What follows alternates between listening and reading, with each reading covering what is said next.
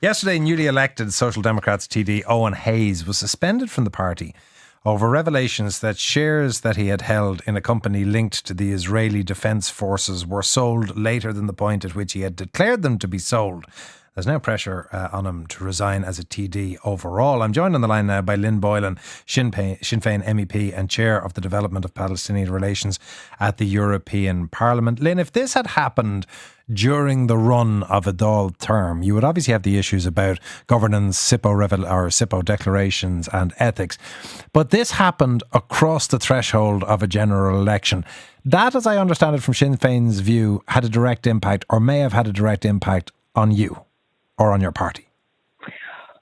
Well, I think you certainly have to look at, both the policies of the Social Democrats and Sinn Féin, and, nobody would be surprised to know that we're very, very strong advocates and speak all the time on Palestinian solidarity. We support the BDS campaign, the Occupied Territories Bill. So candidates going out representing either of those parties will be very clear that's their position on Palestine. Chris Andrews has certainly been one of the strongest advocates for Palestine throughout his whole political career. So it's very plausible to say that if this information had been in the public realm during that election, that, many people and lots of young people who are voting for the Soc Dems and are voting for Sinn Féin might have actually changed their mind about the candidate that they were selecting if they had had that full information about the shares in Palantir, and even the fact that Mr. Hayes worked for Palantir. And is your view, therefore, that the first preferences that accrued to Eoin Hayes, it's a fair bet that they might have headed in Chris Andrews' direction? Well, some of them may have headed in Chris's direction. Certainly some of the transfers also may not have gone to Hayes, given, as I said, the fact that he has worked for a company, and what he has said in recent days about why he divested the shares, it doesn't stack up. I mean, Palantir is a company that was seed funded through the CIA at the time when the CIA were carrying out an illegal war in Iraq and carrying out extraordinary rendition and torture. So, you have an individual here who I'm assuming would have done research on the company before he sought employment with them. This is the record of this company. They also had relations with Israel in 2014 at the time when Operation Protective Edge was being carried out by the Israeli Defence Forces on Gaza, where 2,000 Palestinians were slaughtered, 500 plus of them were children. And Mr. Hayes went to work for this company in 2015. So there's a question, I suppose, around his judgment. Is it credible that he didn't know what the organisation he was working for was involved in? And then I suppose the question is his judgment as to why he held on to the shares. So, we can all say, well, we've worked for companies that we didn't like in the past, or we've changed our views on an issue. But he held on to the shares that he received in 2017 up until, June or July of 2024. So there's lots of questions on that, around. let me just, for the sake of just for people unfamiliar with the area, the allegation is not that he held the shares at the point of the general election.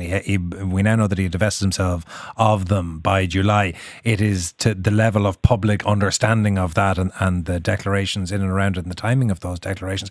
Is it fair, though, or is it too big a leap to suggest that the issue of overlapping, at one point having worked with a company that was supportive of the IDF, was that a big issue on the doorsteps? Really? I don't recall Palestine or lack of Palestinian support being something that came out much in post-election analysis.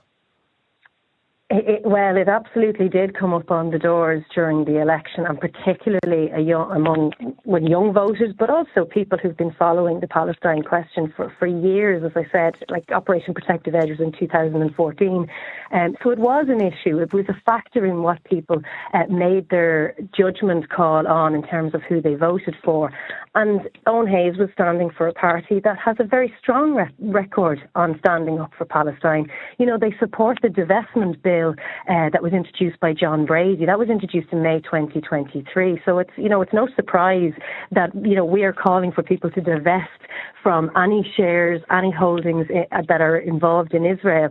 As I said, the BDS campaign. So that is part of people's judgment in terms of when they're making their decision as to who to vote for. And there's parties that are very, very strong on Palestine, and then there's parties who say they're very strong on Palestine. And I think what most people would say is the Social Democrats, the Soc Dems, are Sinn Féin and People Before Profit are the three parties who are most vocal on this issue. Now, what do you believe is an appropriate punishment, therefore?